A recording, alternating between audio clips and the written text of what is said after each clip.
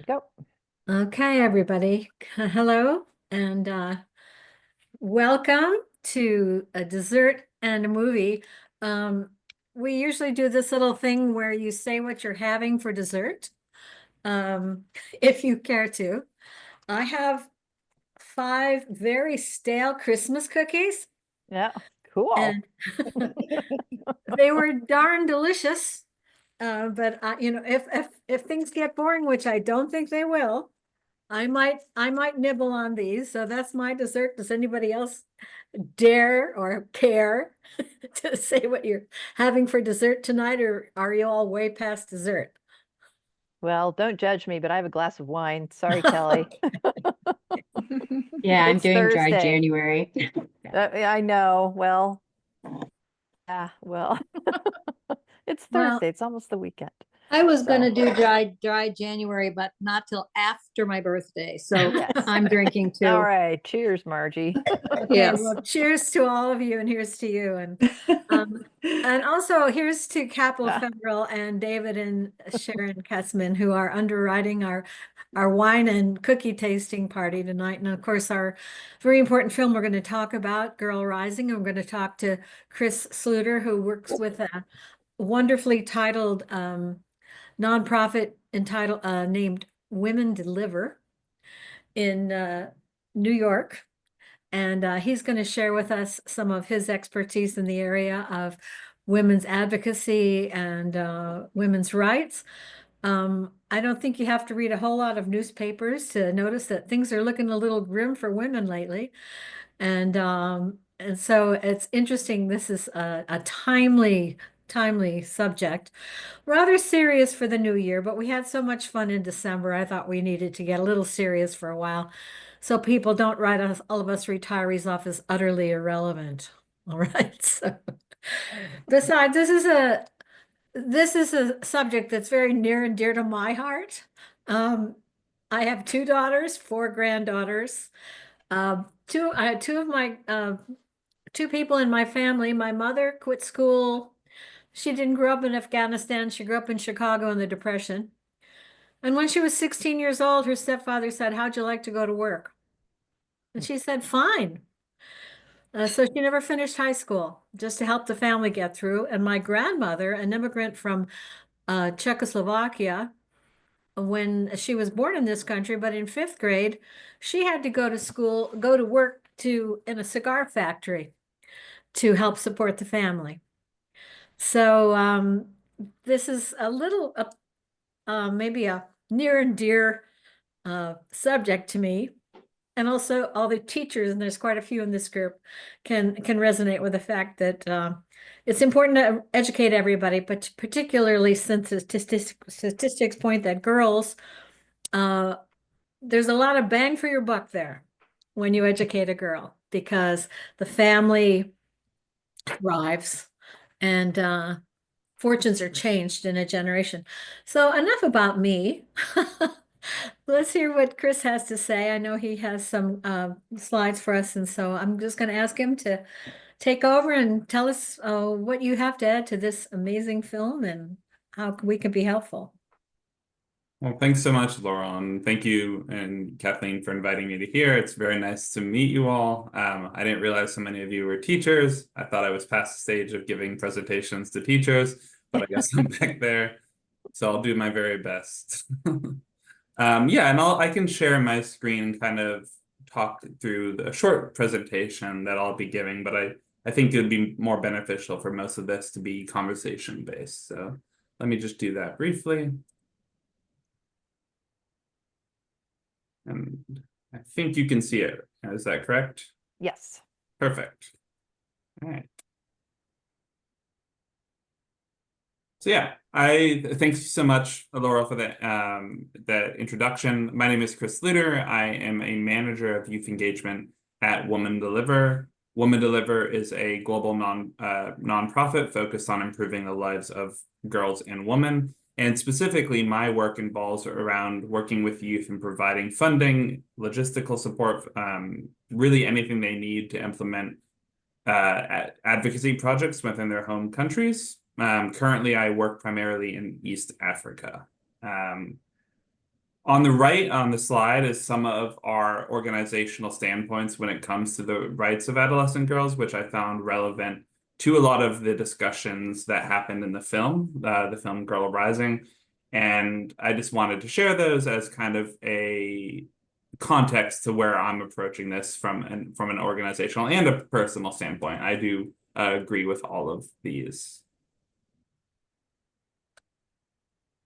So today, I think what we'll start on is just kind of an overview of Girl Rising. I know you've all watched the film. I very much enjoyed it. I also watched a number of updates about the girls' lives, I think 6 years later after the film, which was interesting to see, you know, where they stood after that. And I can talk a little bit about that. I also want to talk a little bit about the film is from 2013, and a lot of the stats in it are from 2012. So it's been quite some time since the original film aired, and I just want to kind of talk about where we stood with a number of key indicators then and where we are today, relating to like child marriage and HIV and all of those issues that were so prevalent within the film. I'll then try to take a little bit more of a positive note and saying like what can be done, and you know, what are the ways that I work, what other individuals work in this space, and how really anyone can support, you know, girls' lives and girls' outcomes across the world, regardless of where you're from. And then if there's any questions, I'm happy to answer them about anything, as well as some guiding questions I have, if that would be helpful.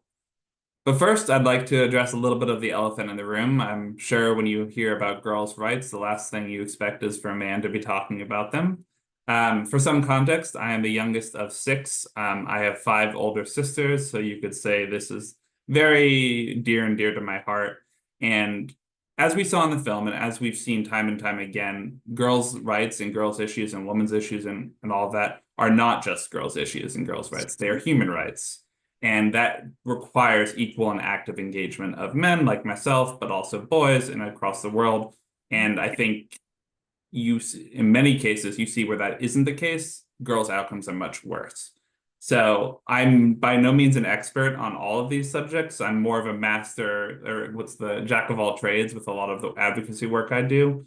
But I do work with an organization that has experts on all of these topics. So I've learned a little bit over the past, I think, 4 years. So yeah. So we've all seen the film, and I found it pretty moving in lots of respects. You know, it showed these lives of 9 different girls at different ages, but all roughly within adolescence, and the obstacles they faced in their different countries, whether it was Ethiopia or whether it was, you know, Afghanistan or wherever they were. We saw a number of issues, which Girl Rising tied to education most prominently, that prevents girls from realizing their aspirations, and importantly also recognizing that their lives diverge quite quickly from boys who were given different opportunities and different support when engaging with the world. You know, we saw things relating to child marriage, we saw things related to early pregnancy, sexual violence, and a lot of pretty hard facts were shared by the filmmakers when it talked about these girls' lives and the decisions and obstacles they've had to face. For me, all of these issues are ones I work in personally. You know, I'm not, like I was mentioning, I'm not necessarily an expert in all of them, but it's something that when I work with youth, particularly on SRHR, or sexual and reproductive health and rights, this is something that they all work with. So I provide support and mentorship along with a lot, you know, experts at my organization, in an effort to help them very much address these issues within their communities. So the same way we saw some successes from some of these girls being able to overcome those different issues is really what we're trying to affect within those communities that we serve as much as we can, by also relying on the context and expertise of the girls themselves within the communities. Because it's one thing for an organization to come in and think they know how to fix it. It's much better if you actually listen to those who are involved and know the context of their community, which is something it took a long time for the world to learn, and unfortunately it's still learning. But we're doing our best, and we're iterative in our processes. So I think all these issues that these girls face and their lives are very prevalent still today, and I'll talk a little bit about that more. But overall, I'll talk a little bit more about this later as well. There has been some progress in some of these issue areas, and I think that's something we can hold on to that hope and hold on to that positivity while also, excuse me, while also remaining vigilant and really pushing harder, as a people to really see if we can solve a lot of these issues. So Girl Rising was a film, and it was done by a number of reporters who were felt a lot of passion in the subject. And from this film and from the kind of momentum that drove from it, they actually started an organization. So Girls Rising is an organization that focuses on education globally. I think they have a number of projects in specific countries, some of which were featured in this film. So if you're ever interested, you should definitely look them up. I've had some work with them. I know them, that they are good people. And like education is their primary focus. But I also agree, a lot of these other issues flow from lack of education.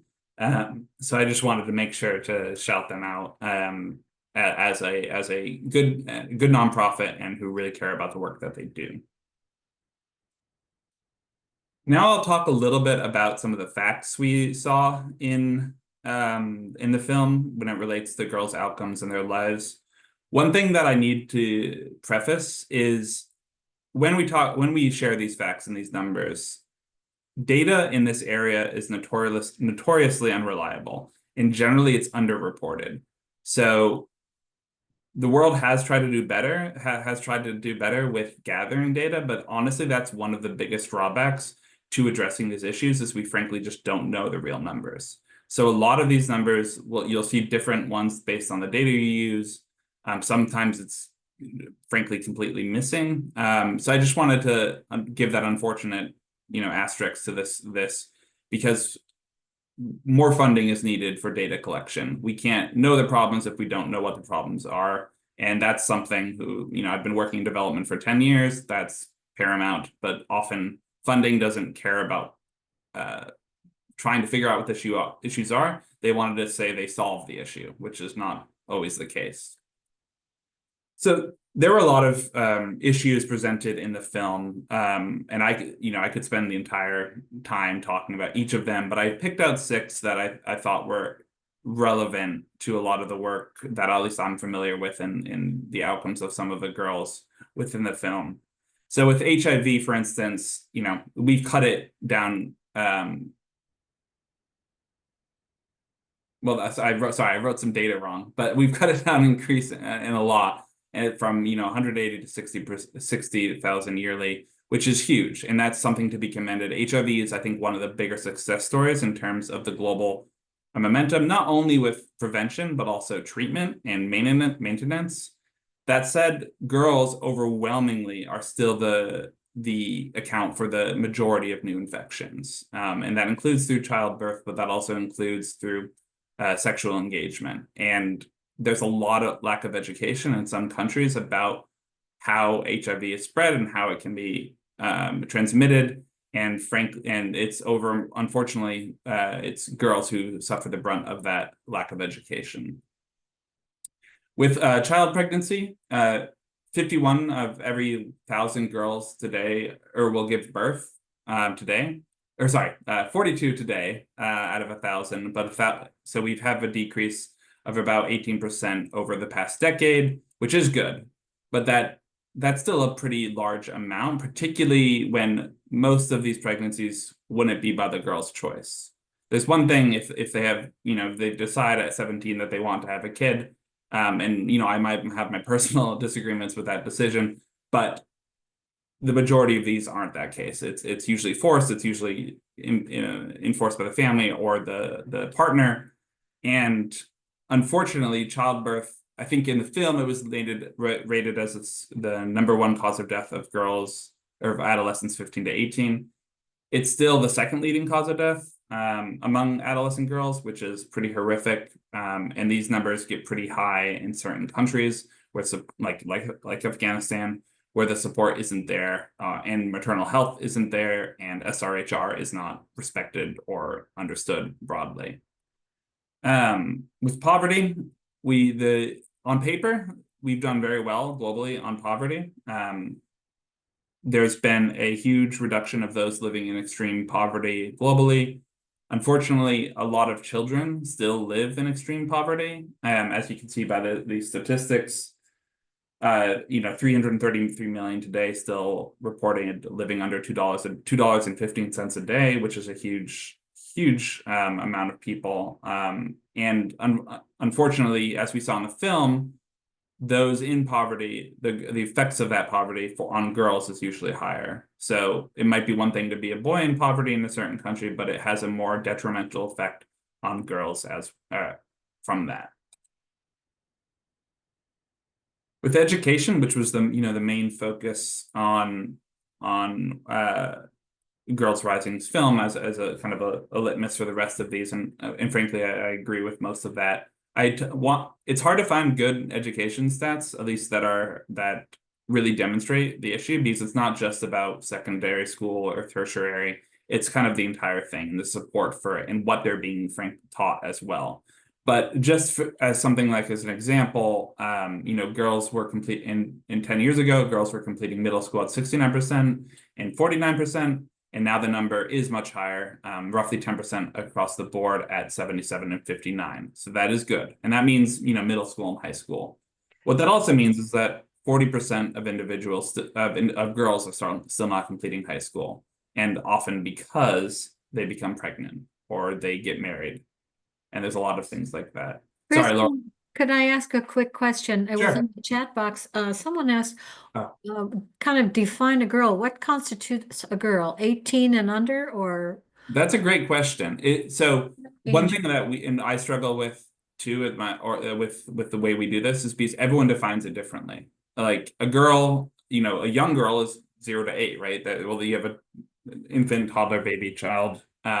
But the way we generally define girls is 12 through 18 to 19. Adolescence is 15 to 19. It's definitely a Venn diagram. A lot of this data is generally 18 and under. There's some that are 19, and I think I've tried to reference that where it is. But yeah, and that's also a problem. It's also a problem because often when doing research, some people see girls as this homogenous group that isn't unchanging, but the lives of an 8-year-old is very different than the lives of an 18-year-old. And the data should be relevant to reflect that, and it isn't always. So for a lot of these, it's talking about adolescents and not necessarily those that are 7 or 8. This is mostly would be post-puberty, depending when that happens, because that is really the divergence point for girls compared to their outcomes to boys. And that was one thing the data fully agrees on. And I can talk a little bit about that more later. With sexual assault, I think just to start off, girls still experience sexual assault considerably. The data really from 10 years ago wasn't really there because a lot of this comes from within the family or from a intimate partner. And it's quite unfortunate. 1 in 8 women and girls have experienced sexual assault or rape before the age of 18. That I think shrinks to or gets bigger to 1 in 5 when you talk about any sort of sexual harassment. And it's a pretty sobering number. And while the data is really hard to gather on what it means, and sexual assault can mean a lot of different things, most estimates have that this hasn't really improved in the past decade. Girls are still in early marriages, which we'll talk about in a moment, and that there's an element of rape in that, unfortunately. Not always, of course. I'm not speaking for every situation, but this is probably the most sobering and sad, frankly, statistic on this list. Particularly since a lot of countries still don't recognize spousal rape as rape and things like that, which for a 14-year-old girl, it absolutely is. Particularly like in the cases we saw with Afghanistan or Egypt from the film. And with child marriage, it has dropped from 25 to 21%. That still means 650 million girls will still be married before the age of 18. And most of those are not by their choice, the absolute grand majority. And a lot, also, interestingly enough, a lot of this data is it might seem good, and it is, but a lot of it is skewed also by India. India has done very well in terms of a lot of these indicators, particularly around child marriage and poverty. It's not perfect, and I don't want to say like, you know, they've done their job, but India has a huge population and it's made more progress than others, and for that sake, it's showed a lot of it showed up in a lot of the data. If you disaggregate it to sub-Saharan Africa, the numbers aren't as impressive. They're still positive, but not to the degree that some of these are showing. So yeah, overall, the outcomes for girls are improving globally. There is a reduction in child marriage. There have been less, early child deaths from childbirth, and overall, progress is happening. Unfortunately, it's pretty incremental. Since 1994 is when the Beijing Declaration Platform for Action happened, which is when the world came together and decided that we need to actually take progress on girls and women's rights. In March, we're having the global community is having a check-in on this at the Commission for the Status of Women, which is also the 30-year anniversary of the Beijing platform, in which we're assessing our progress. And currently, with the Social Development Goals, the SDGs, we, by 2030, are not going to meet any of them. And that is a shame. We're not even coming close to some of them. If you look at the gender-specific snapshots, it's probably in the worst case. Some of the poverty ones aren't as bad, but we're falling well short as a globe, as a nation, as in reaching the goals we set for ourselves to bring better outcomes for girls and women. So overall, we're still in a fight. It's still, the progress is made, but if you look at the rate in which it happens, some of these goals we would reach maybe in 150 years and things like that, which is far too late, particularly as, we begin to face other issues which have also impacted girls' lives and women's lives. For instance, COVID-19 had a very detrimental effect on everyone, but in particular, girls suffered from that. Increasing climate change and all of that is particularly affecting those in developing countries. For instance, in subsistence farming, girls are having to travel farther for water. They're having to work harder to get the crops, and that means no school, that means no education at all. So overall, progress might be happening, but I think the issues that exasperate girls' lives are going to get worse until before they get better. And the data somewhat reflects this, particularly since 2020 with COVID and also with a number of other things, that it's starting to slow down, that progress is starting to slow down. And there's some backsliding, even in some cases. And most of that's attributed to COVID-19, particularly with access to schools and people getting married off for financial reasons and things like that, which we also saw in the film. So I think it's just important to view that in context. So that's why a lot of the practitioners within the field and the work that I do and a lot of people do and support we're all kind of worried right now, to be honest. And we're seeing a precipitous drop in funding from governments around the world in terms of supporting girls' livelihoods, as well as SRHR more broadly and gender equality. We're seeing a rollback. We're seeing a rise of more authoritarian governments that have restricted the rights of girls and women. And while there are also some positives, of course, across the globe, there's a worrying trend of very well-funded and coordinated groups, organizations, individuals that have been actively pushing for a rollback in these rights that we've achieved over the past 30 years. And I can talk a little bit more about that later, but I'll continue for the presentation for the time being. I did want to talk a little bit about this divergence point among girls. Puberty really is the point in which girls and boys start to diverge, and we saw all the reasons why in the video. Girls aren't valued as much. They can be traded off as commodities in many locations. They have to do work, and for the parents, it's not always because the parents are just evil. It's, for one, they're brought up within that context, so that's what makes sense to them. And they also know that a boy can get a job and he might be able to have more prospects. So it's a really hard financial situation that a lot of parents do have to make. But it's important not to just view this and be like, oh, the culture is backwards, or they just need to not do that. It's a lot more nuanced than that, which I know everyone here understands. But it's also important to like say when something bad is bad. You don't have to say like, well, it's a culture that, they don't. There's also things that I think as a human race we can agree need to change, and that's what a lot of the work we do has been trying to do. So I think for us, and the work I do, and the work a lot of us do, is trying to focus on that divergence point and really try to wonder, or to look as to why. And a lot of the reasons are covered in that film, and I just mentioned them. And our goal is to stop that from being such a large divergence, because it really is. And in some countries, it's not always like just a perfect gap. I think in the United States, girls have a better chance, have a higher literacy than boys at this stage. But globally, and it's important that we view these statistics in both contexts.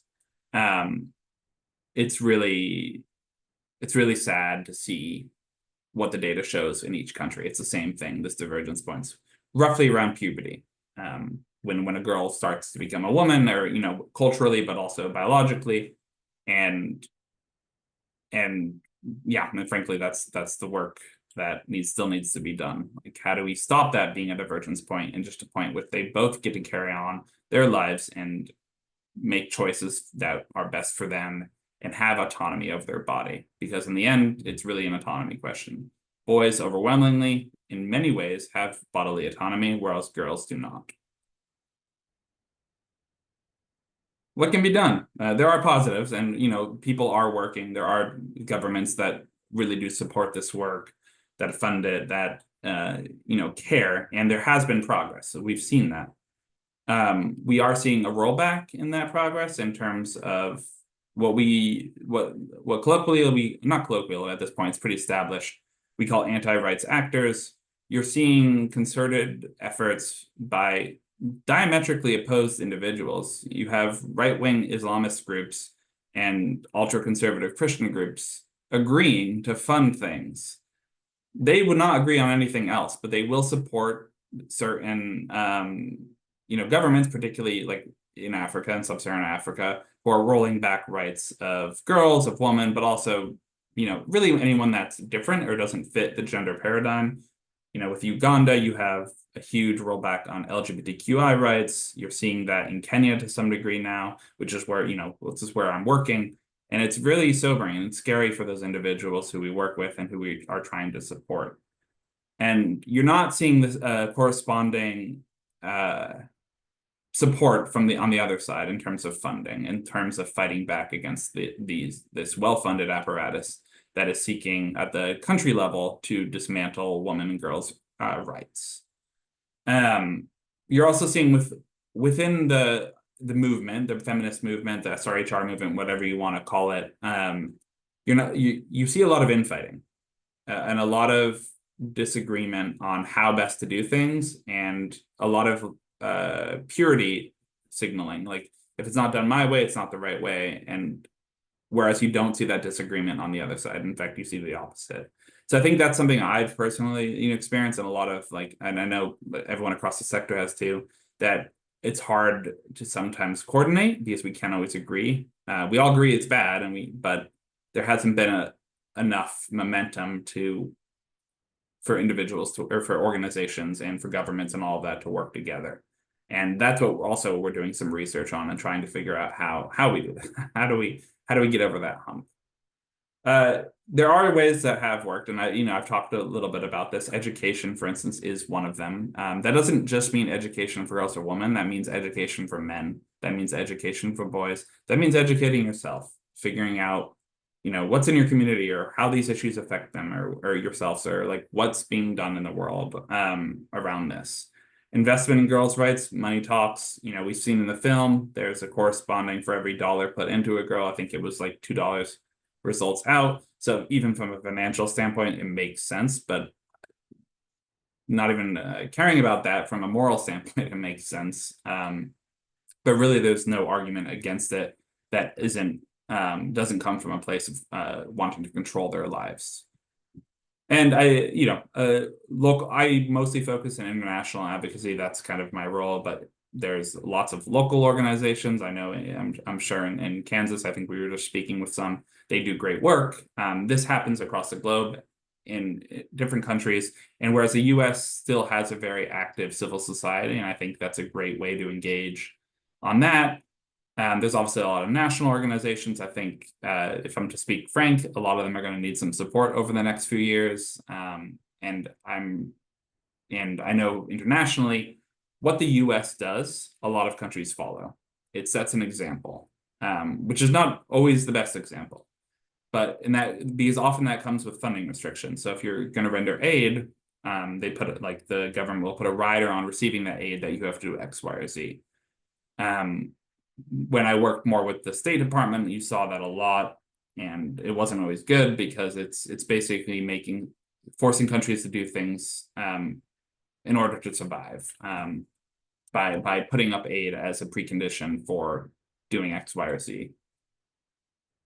I think, in that sense, pressuring leaders and institutions, and with, a lot of the individuals I work with in East Africa do a lot of this. They're very good at getting their voice heard and showing up and going to their town or their, community halls or whatever the context of which it is. And for us, I think in the US, where I'm based as well, we could probably doing better that at the local level than we do. I think a lot of people view like presidential elections or senatorial elections as the most important thing, but a lot of the small changes, the individuals actually affect lives, happen at the local level.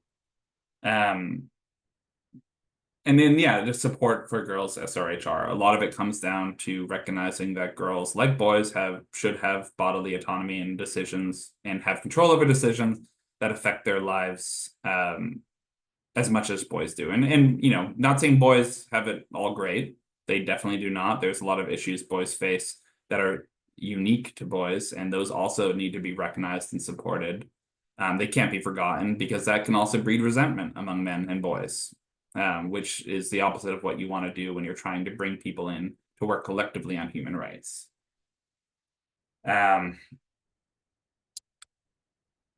I think that's pretty much it. I know that wasn't the most uplifting presentation. There's a lot of good, and in the work I do, I get to see a lot of that, like the fruits of labor or whatever. I get to see an impact on individuals' lives, and more importantly, the impact that they have. We fund them. We finance a number of grants for young people in these communities, and they impact the lives of those that I work with. So I get to see the positive. It does work, and individuals' lives can be changed. But I just needed to frame it in the whole context, and that's basically where we stand. So I just wanted to see if there's actually any questions about about my work, about the presentation. I know we didn't talk too much about the film, but I figure that can come out in more of the discussion as well. But the film did a very good job, I think, in showcasing the different experiences girls face, but also how similar they are and how they are rooted in power and control and lack of opportunity. So thank you so much. Wow, that was amazing. Very thorough, and yeah, the numbers don't look too good. But I picked up one thing, and I would love everybody else to just say, well, later on we'll do our famous, what would you rate this movie? But I hope that everybody, I don't know if you can say the word enjoy, but that everybody felt something or was in some way moved or touched by this film. I first personally heard about it, I think back in the day. Remember when you could get an actual DVD from Netflix? And I used to scour news magazines and stuff for what would be a good documentary. Oh, that sounded very interesting. So I got the DVD from Netflix and I was very moved by it. And I even bought a copy of it. I ordered it and own a copy. But one thing you mentioned about how you have to collaborate with the different countries, just don't come in and say, this is wrong. You can't do it anymore. We need to re-educate you. You have to come alongside the cultures and find out. And one thing, I thought the girl in Afghanistan was the most sobering as well as thrilling presentation, the very last girl. And Chris did give us a link to a kind of a what are they doing now 5 years later. I did watch that. And of course, no surprise, they've lost contact with that girl. But I think years ago I was watching Frontline or something, and they were talking to someone who was in the military, probably a commander back in the day when the United States was fighting in Afghanistan. And this commander was saying, we didn't understand these people very well because when they took over villages and they got the, whoever they are, I've forgotten now, the controlling people out, and it was just the Americans there in the village, they dug a well for the women. So the women wouldn't have to go to the river anymore in their burqas to get water. And within about 3 weeks, somebody blew up the well. And, everybody said, oh, there's nasty guys. They're back at it. But they found out weeks later that the women had done it. Because the only time they got to talk to each other was when they went to the river. And that wasn't a gee whiz moment for the United States military. It was kind of an aha moment. And I never forgot that. I thought that was very interesting. And Jack had his hand up, I saw, so I don't want to keep talking. Weigh in, Jack. What do you got to say? I just had a question on your statistics. Do you have information from closed nations like China, Russia, Korea, Myanmar, or is that not available and would make all of this possibly worse? Yeah, I mean that's a great question. A lot of the data is estimated in those cases based on small sample sizes that individuals are able to get. I'm not a researcher by profession. I have done a little bit, but I know, like you noted, certain countries are very hard to get accurate data from, China being among them. Burma, Myanmar has historically been open, so we were able to get some data that was fairly relevant. And we also have, what's good in some ways is like the internet allows us to work with local individuals in organizations, even if they're not legal organizations within their country, who are able to do some of this work. You just have to be very careful, and you don't want to endanger anyone. Certain countries, North Korea, we have no idea. And yes, I mean, I'm sure it would make the data even worse. But yeah, it's the crux of the problem: data collection, and accurate data collection, and also non-political data. Because if governments are doing this, they have a vested interest in making them look better or fudging the numbers so they get money. So you need an active civil society, whether local or global, to be able to do this. And many countries don't want that. They don't want people coming in and telling them and doing research on how they're not doing well, including the United States. So yeah, it's a tricky kind of catch-22 there.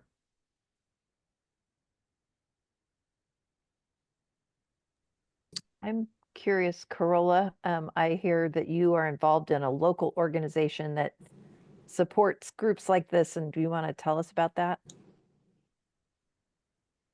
Yeah, it's called Together Women Rise. And I've been part of it maybe 2 years. We meet once a month and for a potluck. And the idea being that we donate the money we would have spent going to a restaurant. That's basically what we're doing. I mean, it's a nationwide organization, and this is just a local chapter. So there's always the option of donating more money to it. But it works with exactly those issues with educating girls mostly in Afghanistan, Africa, Asia. That's great. Yeah, and Chris has put the link to that organization in the chat so you can see Okay. it. Yeah, And I I- currently am reading this book, which I may have shown you, but it's called Last to Eat, Oh, yeah. Last to Learn.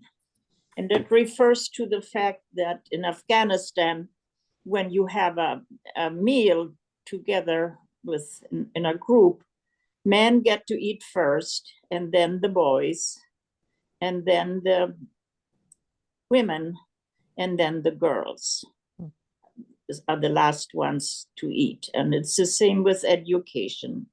That's girls are the last ones to get educated. And it's very interesting. Yeah. Anybody else have a question or a comment? I have a question. I'd like to know how they collect the data. How's the data collected? Yeah, I mean, to be honest, I'm not an expert on data collection. I do have colleagues that specifically work on that. But oftentimes the best type, is actually going into the communities and doing research and doing whether it depends on the data as well. If you're looking for qualitative, it's more about interviews and going in there and seeing and writing your notes. If it's quantitative, doing surveys. I also mean like physical, like going and counting and things like that and scaling it up based on that, but also certain people have access to internet, you're able to do those sorts of surveys. But yeah, honestly, I'm not an expert on data collection. Who does the collecting? Is it people in the community, people they know? Is it people from your agency or others that go into these communities? Who does it? Yeah, it's imperative, in my opinion, to partner with locals. You don't want, like, if I went into an East African village and said, hey, like that wouldn't make sense. The information I gather would not be accurate. So that context and that reliance on local experts is really important with that sort of data collection. I know like the WHO does a lot of data collection, UNESCO, UNICEF, like a lot of the UN agencies do have funding for that. And we often rely, NGOs rely on that data. There are NGOs that do research. I mean, like Gage is one that does a lot of research. Save the Children does research. Plan International does research. And we generally are pretty good about sharing that with each other and sharing about those results. So, when we run a session or when we make a plan, we use each other's work as much as possible because that's the only way we'd get things done. My other question is, how long has Girls Rising been, whatever you call it, an agency, a group? I don't know exactly, but I'm pretty sure they rose basically following the film. Okay, so around 2013. Yeah, and so they got funding based off of that, and I think that's how it sort of came together. I know initially they had hoped it was called 10 by 10, I think. It's because they originally wanted to profile 10 girls' lives, but ultimately can only do 9, so they had to change the name. Oh. Right. But I don't know too much about that beyond the formation. I just know I think it was inspired by the film, and there was a movement that was galvanized. Yeah, that I did look that up too, Margie, and I wondered, which came first, the Mhm. movie or the group. Mhm. And it sounded like people came together with an incredible amount of resolve and finances and thought to put that film together. I got the impression that was sort of the announcement, and that now is they are a group, girlrising.com. And you can go there and they offer all kinds of education, supports, speakers, things to get the word out, and they're still there. But it did start in 2013. That's just 12 years ago. I'm thinking, I read in 2008, I read Half the Sky by Nicholas Kristof, which is a book about girls being in the sex trafficking and early pregnancies. And that seems like ancient history now, 2008. And I Yeah. think how much we still have to go. Also, Yeah. in 2017, there was a program, it was at the library actually, on the things that would be the top 100 things to prevent climate change or to improve climate change. And in the top 10, I think number 5 or 6 was educating girls. And the next one was family planning. So I thought that was kind of interesting and that was 2017. Well, Yeah. Maureen, so do you what have are a- we gonna do this year? Yeah, I think Maureen has a comment. Yeah, I know you don't have a crystal ball, but in this changing world, is financing becoming a concern and support from not only our country, but other countries? Yeah, a lot of the donor countries, that's what they're called, that have historically been pretty good in supporting women's and girls' rights, and they still do. It's just the funding has decreased and they're not as active. A number of them used to adhere to something that which was called feminist foreign policy, which is basically for working and operating under the belief that you need to improve girls' and women's rights. I think a lot of the Scandinavian countries were really strong on that. Australia, New Zealand, the US depend sometimes. But really in the Netherlands as well. But a lot of them have kind of cut back on funding or just have not been proactive in terms of their engagement with with these topics. And some of it's because there's they're getting pressure from the right within their countries, particularly in Europe. You're seeing a lot of more right-wing governments rise and at least become more popular. Certainly, we've seen that in France and Germany. A little bit of aberration with the United Kingdom recently. But that's something that we're kind of seeing globally. It's kind of like a pushback, basically is what it's being seen as, a pushback on the rights gained, and not fully sure why. I'm not, I don't do research on that. I'm not an expert on that, but it's something that we're definitely all seeing. And yeah, we lost funding from one of our donor governments, and most of our funding, we do get some donor government funding, none from the United States. But for instance, it's still corporations and organizations and funds and philanthropies that give the most funding, whether it's the Gates Foundation or the Melinda's foundation. She has founded different things like that often it's a result of corporate social responsibility. It's where most of it comes from. So there's a couple other questions in the chat. One is from Ellen. Many years ago, I read about a group smuggling cell phones to girls so they could continue education in secret. Have you ever heard of this, and is it still happening? I'm sure it's happening. Girls want to be educated. I'm sure there's many ways in which they're doing it under the ground. I don't know specifics on, I know we talked about Afghanistan and things have only gotten worse there since the troop withdrawal and the Taliban's takeover. But that's not to say that, people aren't within the country supporting girls and wanting them to have better outcomes as well. A lot of these people operate through fear, if they're the rulers, and out of fear if you're the parent with a child who's like, either don't send her to school or we kill her. So yeah, if you're faced with that choice, I think any parent would want to protect the child versus endangering them, because that is often what the case is. But I mean, Afghanistan's definitely the worst example of this, but that does happen elsewhere too. Yeah. So it's sometimes the best or the lesser of two very, very evils. So Rosemary O'Leary makes a comment. She taught at Syracuse, and one of her former colleagues Kathy Bertini, who was the Undersecretary of the United Nations and head of the World Food Program, always would say, educate girls and all of the world's problems will be solved. I thought, well, that's pretty awesome. So if only people would follow that. But so can you share a positive experience or outcome from your work with this? I know this has all kind of been sad, but surely you've had some wonderful moments in your experience in your job. No, I definitely have.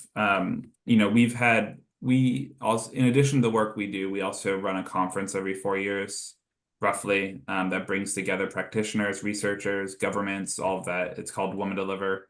You can look it up. The next one will be announced in 4 days. So, and I actually can't share the location. I'm not allowed to, but it will be announced.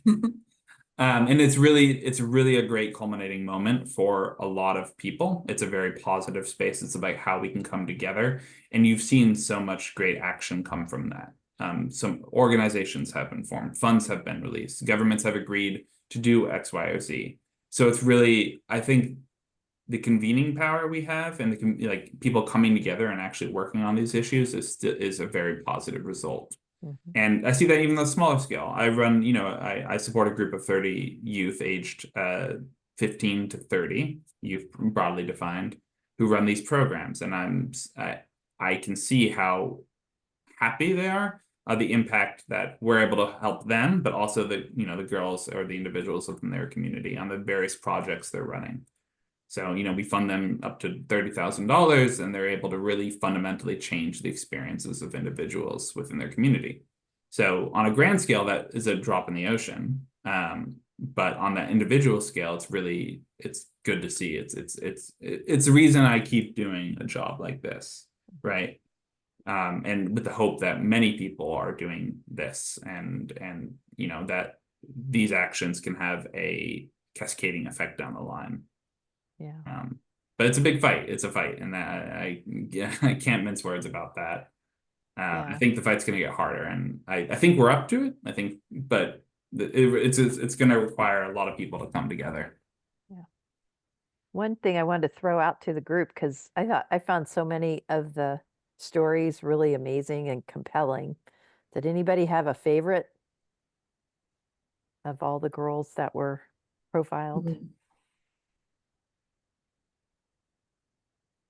I thought that I like the girl from Haiti. Is it Wadley? The one yes, that just demanded that she was Yes. going to go to school and hang out.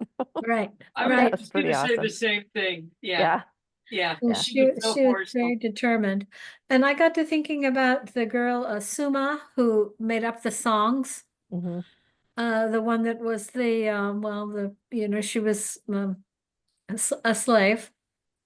And I got to thinking, I particularly loved that her music, the song saved her. I guess it's because I'm kind of a half-baked writer. But when I sit down sometimes and write how I'm feeling or come up with things like that, I felt a real connection to her. And I do encourage you to use that link that Chris put in there because the updates on all the girls are thrilling. I mean, a couple of them are, oh gee, but you know, it's amazing what it can do. But I thought she was very dear, and particularly riding that bicycle with that look on her face that she was going to go tell that person again and again what he was doing was illegal. I liked her spunk. Anybody else have a favorite?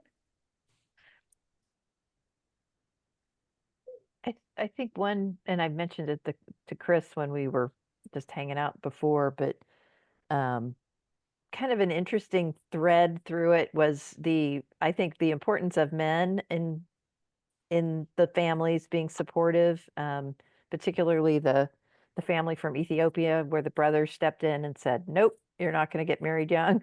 And then I think the other one was India, the family who had moved to the city, I think, and the dad was just so wonderful in terms of supporting his daughter's artistic abilities. So I guess I think, you know, men are really important, and that I was telling Yeah. Chris, that's why you're so important to this because Yes, we're all in this together. we are all in this So, together. That's yeah. really true. Yeah, that they were incremental. If they hadn't been, if the father had left the family, if the brother didn't come home, Right. it would have been a different story. Yeah, absolutely. That was The really, one with the father was my favorite. The little girl that had the art Yeah. and her Yes. dad stood up for, that was my favorite, I think. yeah. They were in Calcutta. Yeah. But Margie, didn't that surprise you? When the the dad stood up, I really. Yes. And he said, come with me. I thought, oh my God, he's gonna like marry Yes. her off or do. Yeah, did. no, I had the same did. thought. Shocked me. No. Yeah, I that's great. mean, yes. I don't know if any of you read Behind the Beautiful Forever, the story about India and the children that live in the dumps there. That author came and spoke at KU, and it's not exactly the same thing, but it's involving children and some of the conditions they live in. Yeah. But yeah, Well, it was a very good documentary, and I'm anxious to read the link and hope that those little girls, at least most of them, are having a better life.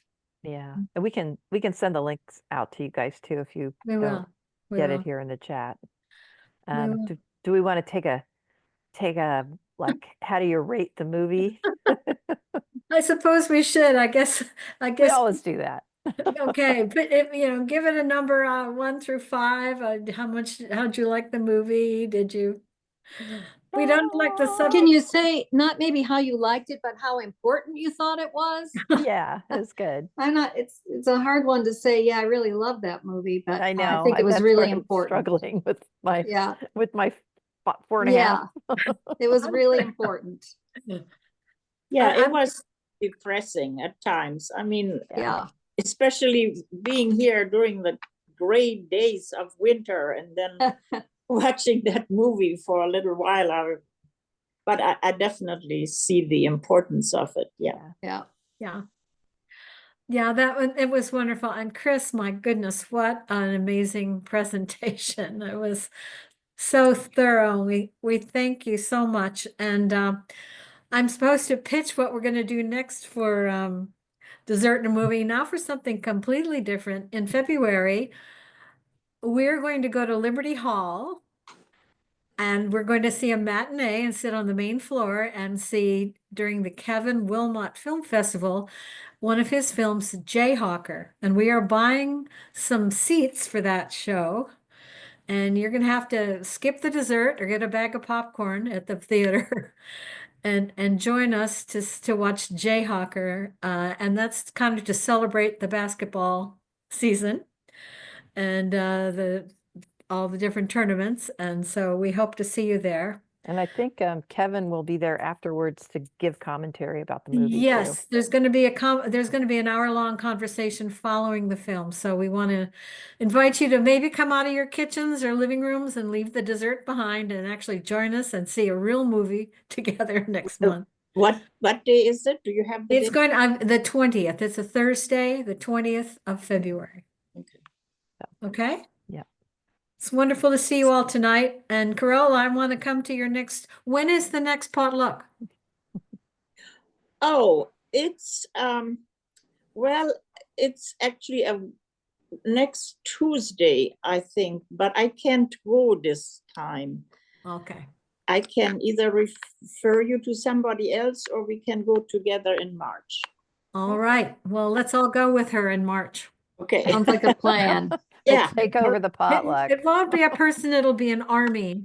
That's right. Okay. Sounds good. Okay. Yeah, Thank you so then it- much. And thank you so much too, Chris. Appreciate Thank your, you. Really great. we'll give you the hand if you can't hear us. Thank you all for being here tonight.